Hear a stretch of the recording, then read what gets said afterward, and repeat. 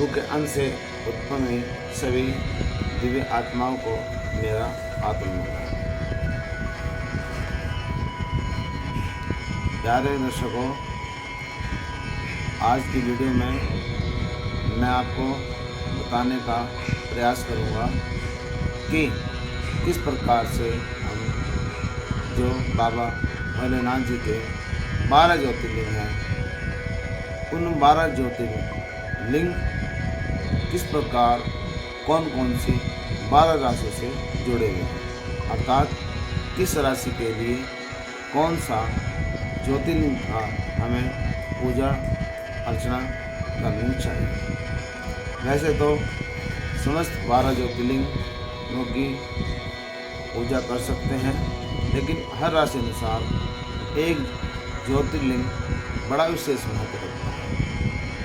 उसी के अनुसार आप उस ज्योतिर्लिंग की सेवा पूजा अर्चना आदि करके विशेष लाभ उठा सकते हैं। अब बात यह आती है कि क्या हम प्रतिदिन उन्हीं 12 ज्योतिर्लिंग में पड़ जाएं? ये कैसे संभव हो सकता है? ये तो आप जानते हो, मैं भी जानता हूँ कि प्रतिदिन प्रत्येक व्यक्ति उन 12 ज्योतिर्लिंग में से जो उसकी राशि के अनुसार है उस तक नहीं पहुँच सकता। तो हम जब हमारे आस पड़ोस में या गली मोहल्ले में, समाज में, गांव में जो भी शिवलिंग स्थापित है, हम उस शिवलिंग में जो हमारे अनुसार शिवलिंग ज्योतिर्लिंग माना गया है उसको उसी रूप में मानकर जल अर्पण कर सकते हैं। फल फूल इत्यादि बेलपत्र जो भी आपसे सेवा बनती है उसी रूप को मान लिया। किसी व्यक्ति के लिए मल्लिकार्जुन ज्योतिर्लिंग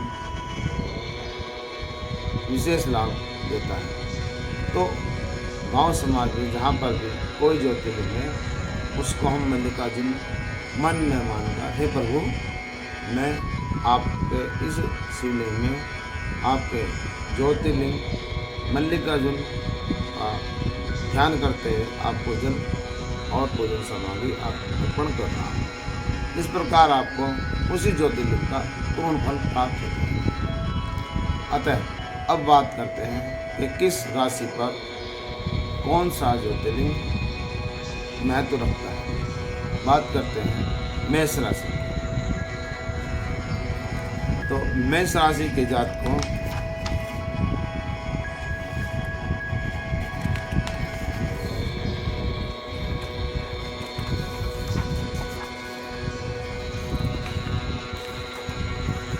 मेष राशि के जातकों के लिए आपके घर परिवार में जो भी मेष राशि का जातक है उस मेष राशि का संबंध रामेश्वर ज्योतिर्लिंग से है। इसको भगवान श्री राम जी ने बनाया था लंका पर विजय प्राप्त करने के लिए, और वहाँ पर रामेश्वर ज्योतिर्लिंग की पूजा अर्चना की थी। तो इस प्रकार आप आसपास के जिस भी शिवलिंग पर जाते हैं उसमें भगवान रामेश्वर जी का ध्यान करते हुए घर से जल लेकर जाएं और 1 लोटा जल और फल फूल बेलपत्र आदि अर्पण कर पंचामृत भी आप अर्पण कर सकते हैं। उसके बाद अपनी प्रार्थना करें तो अवश्य आपके जीवन में धीरे धीरे पॉजिटिव आनी शुरू हो जाएगी और आपके समस्त बिगड़े कार्य पूर्ण होंगे और आपको जीवन में कल्याण होना, उत्थान प्रगति की ओर आप चल पड़ेंगे। और यह ज्योतिर्लिंग मैं आपको बताऊं दोस्तों, यह ज्योतिर्लिंग तमिलनाडु राज्य के रामनाथपुरा नामक स्थान में स्थित है, जहाँ रामेश्वर ज्योतिर्लिंग इसको कहा गया है। इनकी पूजा व दर्शन से दाम्पत्य जीवन में भी प्रेम और सद्भाव बना रहता है। रामेश्वर ज्योतिर्लिंग को सूर्य का उच्च स्थान माना जाता है, क्योंकि सूर्य का हमारे जीवन में बड़ा महत्व है। इस ज्योतिर्लिंग की स्थापना त्रेता युग में सूर्यवंशी भगवान श्री राम ने की थी। सूर्य हमारी आत्मा, यश, मान, सम्मान, पद और उज्जीवन ऊर्जा का प्रतीक।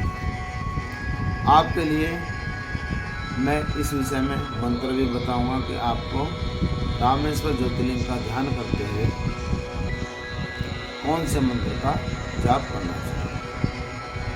आपके लिए है ओम ह्रीम ओम नमः शिवाय ह्रीम। एक बार पुनः से मैं बताता हूँ, ह्रीम ओम नमः शिवाय ह्रीम।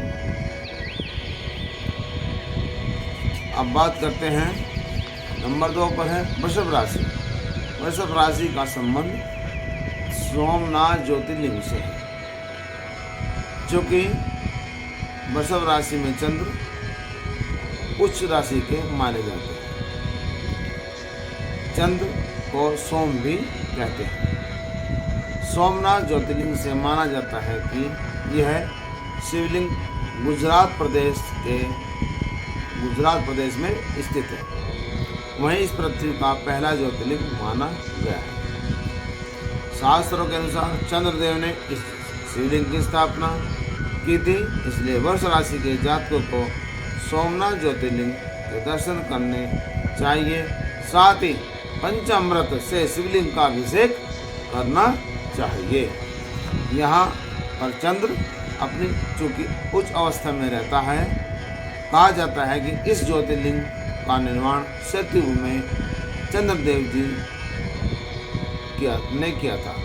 चंद्र हमारे मन और अच्छी सेहत का प्रतीक है। इसलिए आपके लिए जो मंत्र होगा, आप जिस भी शिवलिंग में भगवान भोलेनाथ जी के सोमनाथ शिवलिंग का ध्यान करते हुए इस मंत्र को पढ़ेंगे तो आपका हर क्षेत्र में कल्याण होगा। आपके लिए मंत्र है ओम नमः शिवाय।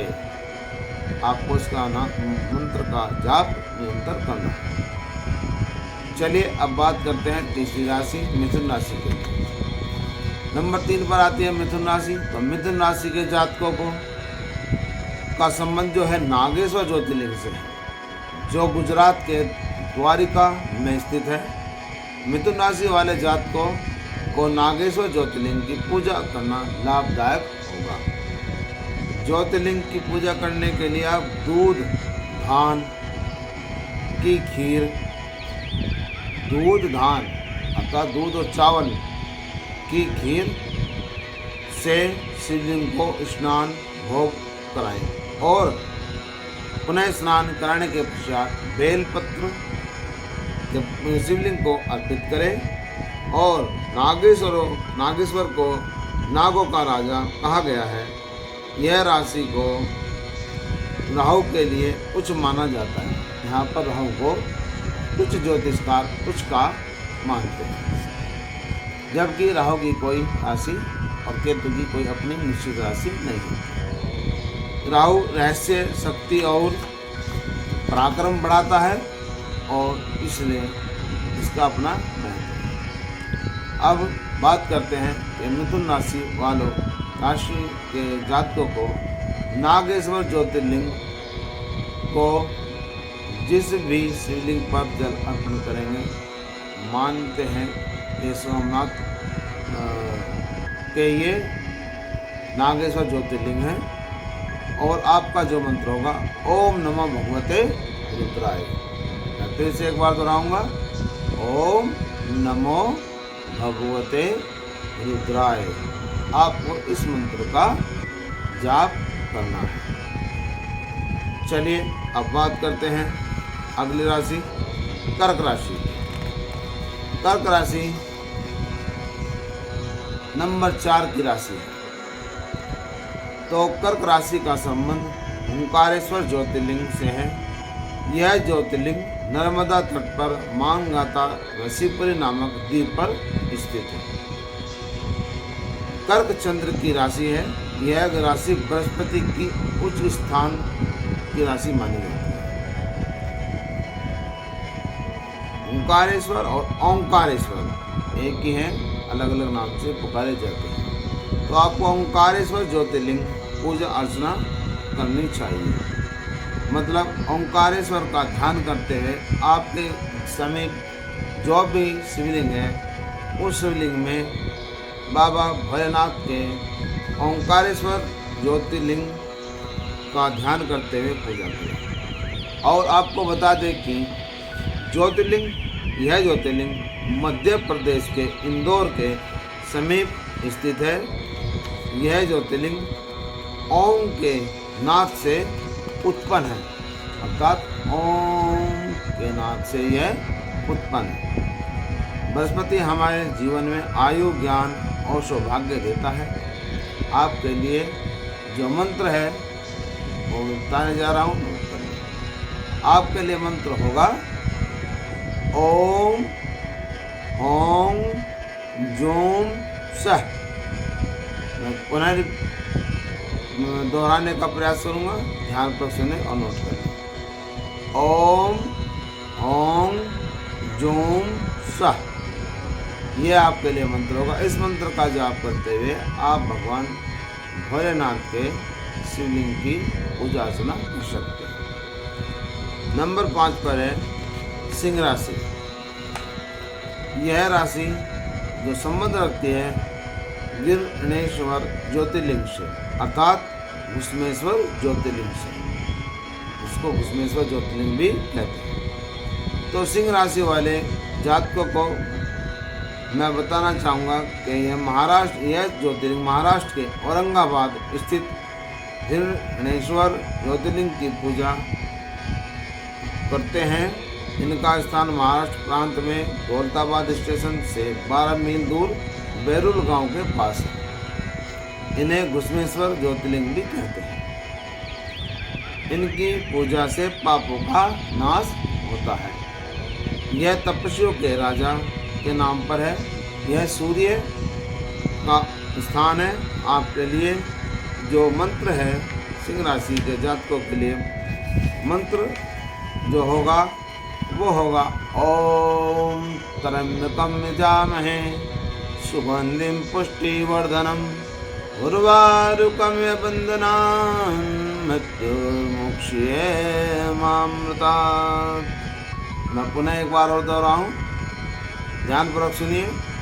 ओम त्र्यंबकं यजामहे सुगंधिं पुष्टिवर्धनम् उर्वारुकमिव बन्धनान् मृत्युर्मुक्षीयमामृतात्। तो आपको ये महामृत्युंजय मंत्र का जाप करना है भगवान शिव की सेवा करते समय।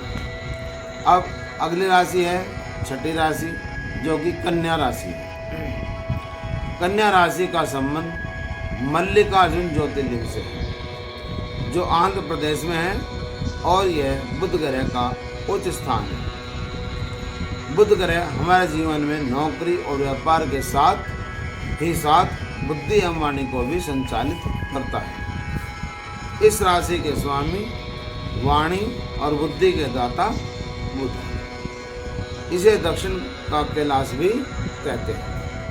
आंध्र प्रदेश प्रांत के कृष्णा जिले में कृष्णा नदी के तट पर श्री शैल पर्वत पर श्री मल्लिकार्जुन विराजमान है। यह भक्त शिरोमणि के नाम पर भी है। यह चूंकि यह बुध ग्रह का उच्च स्थान है। अब इस मंत्र के किस प्रकार कौन से मंत्र से मल्लिकार्जुन ज्योतिर्लिंग की सेवा करेंगे। आपके लिए मंत्र होगा ओम नमः शिवाय नमो मल्लिकार्जुनाय। एक बार मैं पुनः दोहराना चाहूँगा। ओम नमः शिवाय नमो मल्लिकार्जुनाय। चलिए अब बात करते हैं 7वीं राशि तुला राशि की। तुला राशि का संबंध महाकालेश्वर ज्योतिर्लिंग से है। महाकाल अर्थात जो काल से भी परे हैं, जिनसे काल भी भय खाता है। यह मध्य प्रदेश के उज्जैन में यह एकमात्र ऐसा ज्योतिर्लिंग है जो दक्षिण मुखी ज्योतिर्लिंग है। जहाँ तुला राशि वालों को शिव महामंत्र का जाप कर आराधना करनी चाहिए। यह स्थान शनिदेव का उच्च स्थान है, अर्थात सप्तम राशि तुला राशि में शनि महाराज उच्च के माने जाते हैं, जो समय का संचालन करते हैं। यहाँ हमें न्याय और ज्ञान के साथ ही वैराग्य प्राप्त होता है। बाबा महाकालेश्वर की कृपा से ज्ञान और साथ ही वैराग्य प्राप्त हो जाते हैं। यहाँ पर देवता भी काल के वश में रहते हैं, अर्थात यहाँ काल भी महाकालेश्वर बाबा के बस में रहते हैं। आपके लिए जो मंत्र होगा, ओम नमः शिवाय, आप इस मंत्र का जाप निरंतर कर सकते हैं। अब अगली राशि है वृश्चिक राशि, जो कि नंबर 8वीं राशि है।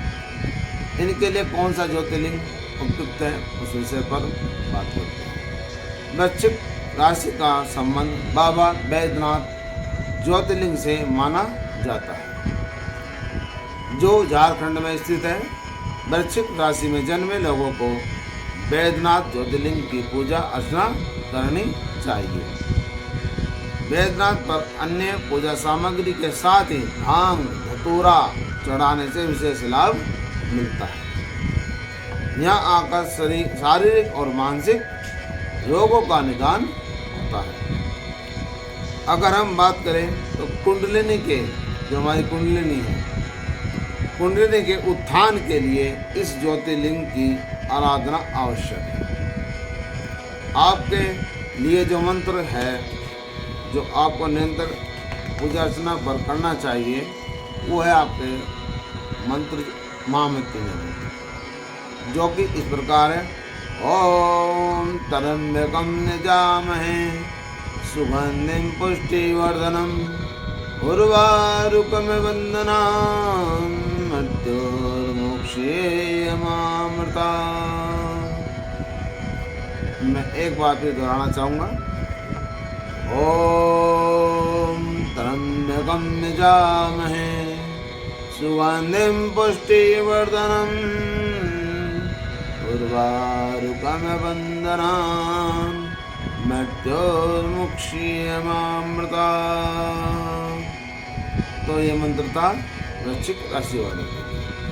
अब अगली राशि की बात करते हैं, जो कि नंबर 9 पर आती है, वह धनु राशि। तो धनु राशि के जातकों को वाराणसी में स्थित काशी विश्वनाथ ज्योतिर्लिंग की पूजा करनी चाहिए।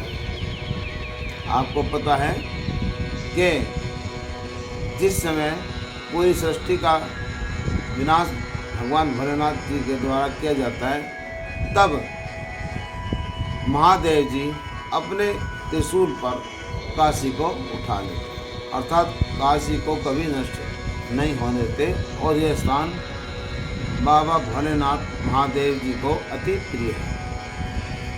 यहाँ पर शरीर त्यागने वाले को मोक्ष की प्राप्ति होती है।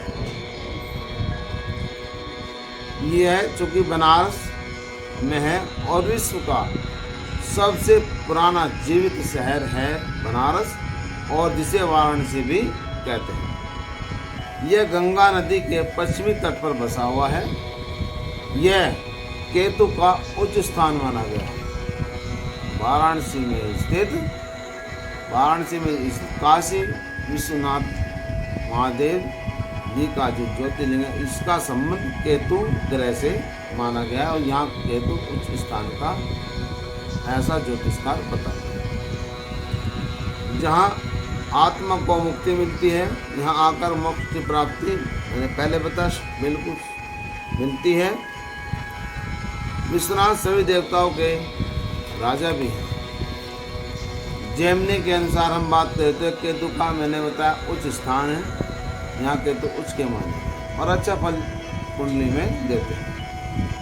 आत्मा की मुक्ति के लिए इस ज्योतिर्लिंग की आराधना उपयुक्त है। और आपका जो मंत्र होगा, उसको आपको काशी विश्वनाथ भगवान के लिए जो मंत्र आपको जपना है, वो मंत्र है ओम नमः शिवाय नमो विश्वनाथ। दोबारा एक बार पुनः मैं दोहराना चाहूँगा।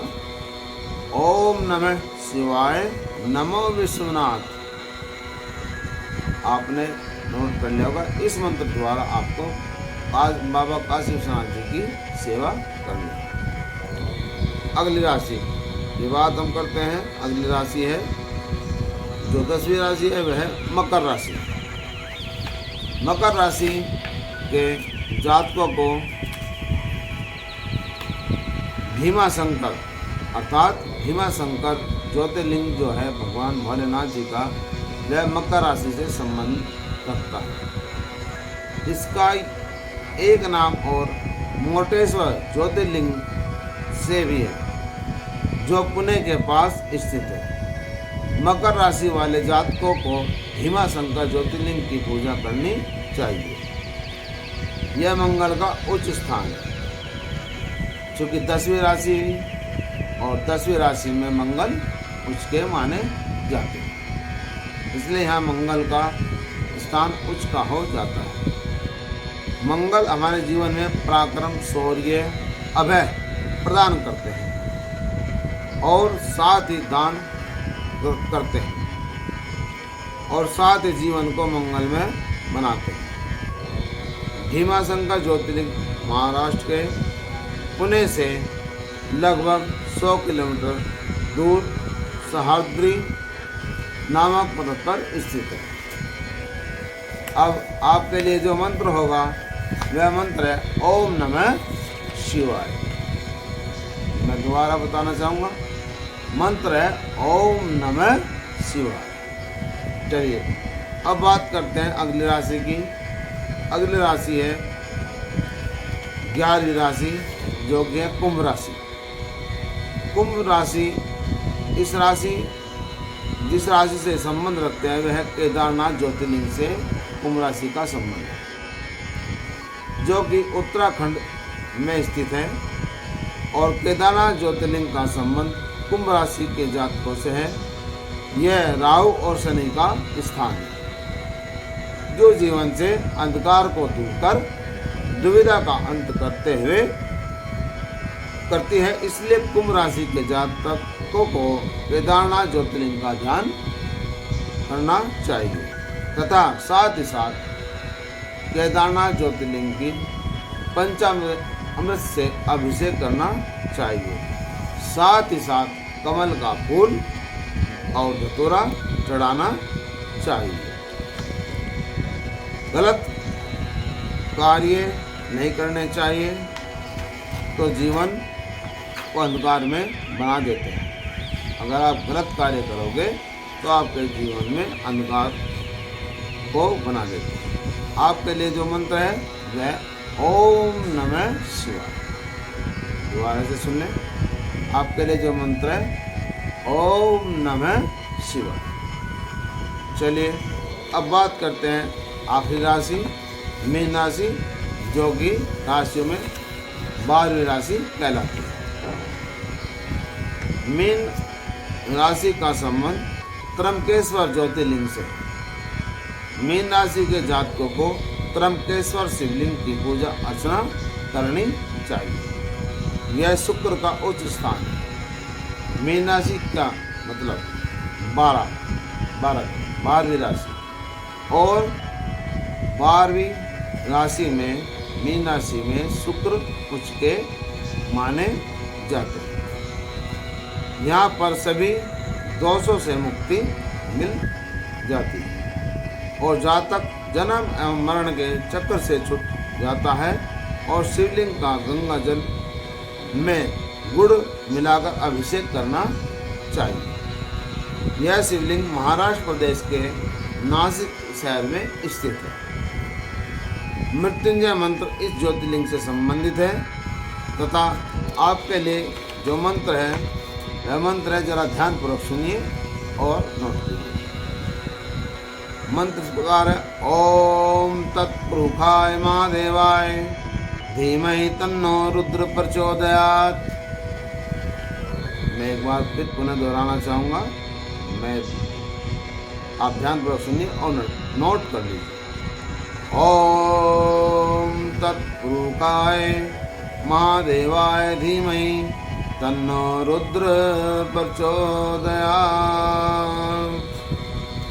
इस प्रकार आपको राशि अनुसार ज्योतिर्लिंगों की सेवा पूजा अर्चना करनी चाहिए। और अगर आप ऐसा करते हैं तो आपके जीवन से दुख, कष्ट, रोग, हानि सब धीरे धीरे दूर होकर आप जीवन में तरक्की पाएंगे और सुख समृद्धि आपके वास करेगी।